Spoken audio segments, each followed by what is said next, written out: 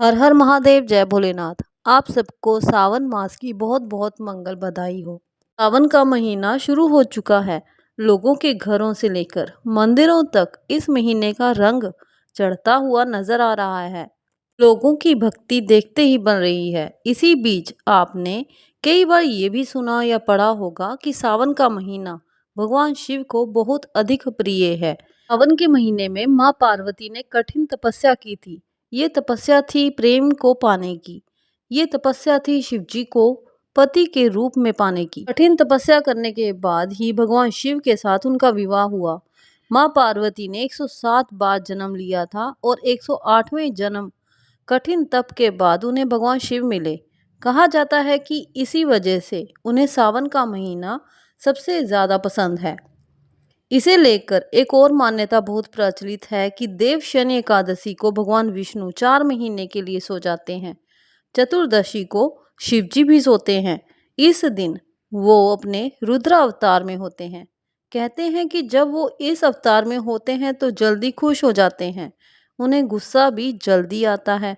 इसी वजह से सावन के महीने में उनका रुद्राभिषेक किया जाता है ताकि उन्हें प्रसन्न किया जा सके।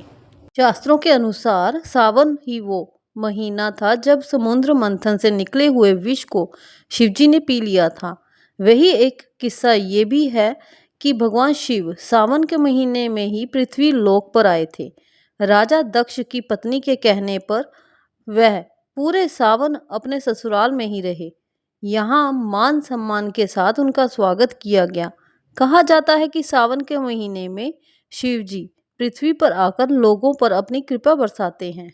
तो चलिए अब प्रारंभ करते हैं सावन मास महात्म्य कथा अध्याय 14वां। इसमें नाग पंचमी व्रत के बारे में बताया गया शंकर जी ने सनत कुमार से कहा, हे महामुने, श्रावण मास के शुक्ल पक्ष की पंचमी तिथि को जो कुछ करना चाहिए उसके संबंध में बतलाऊंगा। ध्यान पूर्वक सुना। साधक को चाहिए कि वह चतुर्थी को केवल एक बार भोजन करे और पंचमी वाले दिन उसे सोने अथवा चांदी का नाम निर्माण करना चाहिए और नक्त व्रत करना चाहिए।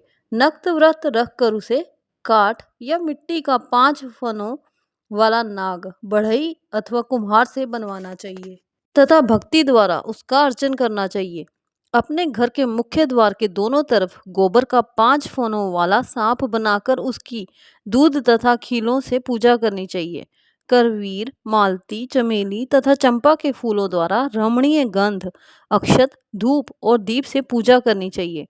ब्राह्मणों को शुद्ध घी के लड्डू तथा खीर का भोजन करवाना चाहिए।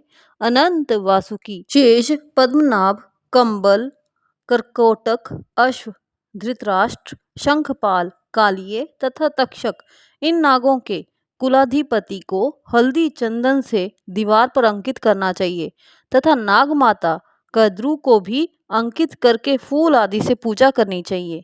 साधक को नाम देवताओं का पूजन करके घी और चीनी मिलाकर उनको दूध पिलाना चाहिए। उस दिन लोहे की कढ़ाई में कोई पकवान न पकाना चाहिए। गेहूं और दूध का पायस बनाकर भुना चना, धान, कलावा, भुने हुए जौ नागों को देना चाहिए और आप भी उन्हीं चीज़ों को खाना चाहिए। साथ ही अपने बच्चों को भी यही भोजन करवाएं। ऐसा भोजन करवाने से छोटे बच्चों के दांत मजबूत हो जाते हैं। बाम्बी के नज़दीक गान वाद्य द्वारा उत्सव मनाना चाहिए। स्त्रियों को भी श्रृंगार करके उत्सव मनाना चाहिए। ऐसा करने वाले मनुष्यों को जीवन भर कभी सांप का भय नहीं होता। भगवान शंकर जी ने श्री सनत कुमार से कहा, हे महामुने, सांसारिक जीवों के कल्याणार्थ मैं आपसे जो कुछ कहूँगा उसे ध्यानपूर्वक सुनिए। सांप के दर्शन मात्र से मनुष्य की अधोगति होती है। सांप हमेशा तमोगुणी होता है, इसमें संशय नहीं है। पूर्व विधि द्वारा एक भुक्त आदि का नियम कर ब्राह्मणों के सहित प्रेम से नाग बनाकर पूजा करनी चाहिए। इस तरह 12 मासों की शुक्ल पक्ष पंचमी के दिन व्रत करना चाहिए। वर्ष की समाप्ति पर शुक्ल पक्ष की पंचमी को फिर पूजा करनी चाहिए। नागों के भोजन के उद्देश्य से साधु संतों और ब्राह्मणों को भोजन करवा देना चाहिए। इतिहासविद को रत्न विभूषित सोने का नाग देना चाहिए। सामग्री सहित सवत्सा गोदान देते समय नारायण विभु का स्मरण करें। नारायण जो कि सब जगह व्यापक है, सब वस्तुओं को देने वाले हैं, अनंत है तथा अपराजित हैं, उनको याद करके साधक को ये कहना चाहिए, हे गोविंद, मेरे वंश में हमारे पूर्व पुरुषों में से जो भी सांपों के डसने से अधोगति को प्राप्त हो गए हैं, वे इस व्रत से तथा दान से मुक्ति को प्राप्त हों। इस तरह कहकर सफेद चंदन युक्त चावल के पानी को भक्ति से वासुदेव के लिए जल में छोड़ देना चाहिए। इस प्रकार करने से यानी व्रत, पूजा तथा दान करने से जो जीव साधक के वंश में मर गए होंगे या सांप के काटने से भविष्य में मरने वाले होंगे, हे महामुने, वह सब के सब सर्प योनि से मुक्त होकर स्वर्ग लोक में चले जाएंगे।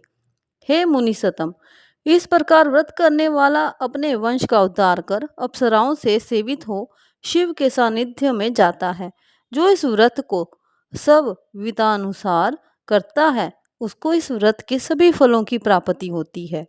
जो मनुष्य श्रावण मास शुक्ल पक्ष पंचमी के दिन भक्ति तथा श्रद्धा से नक्त व्रत करते हुए फूल आदि उपहारों से नागदेवों का पूजन करते हैं, उन पर मणि किरण विभूषित सूर्य प्रसन्न होते हैं। जो मकान या दान या प्रतिग्रह लेते हैं, वह इस संसार में तो कष्ट भोगते ही हैं, मृत्यु के बाद उनको सर्प योनि की प्राप्ति होती है। हे विप्रेंद्र, जो लोग नाग की हत्या करते हैं, उनके यहाँ अगले जन्म में पुत्र नहीं होता या होकर मर जाता है। स्त्रियों की कृपणता से भी प्राणी की सर्प योनि होती है। वह लोग जो दूसरों की धरोहर जम कर जाते हैं, वह भी सर्प योनि पाते हैं। जो मनुष्य विभिन्न कारणों से सर्प योनि में चले जाते हैं, उनके उद्धार के लिए ये नाग पंचमी व्रत एक उत्तम उपाय कहा गया है।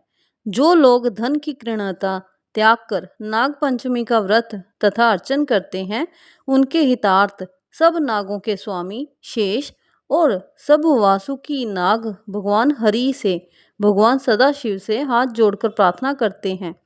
शेष और वासुकी की प्रार्थना से प्रसन्न होकर भगवान शिव और भगवान विष्णु उन लोगों की सब मनोकामनाएं पूरी करते हैं।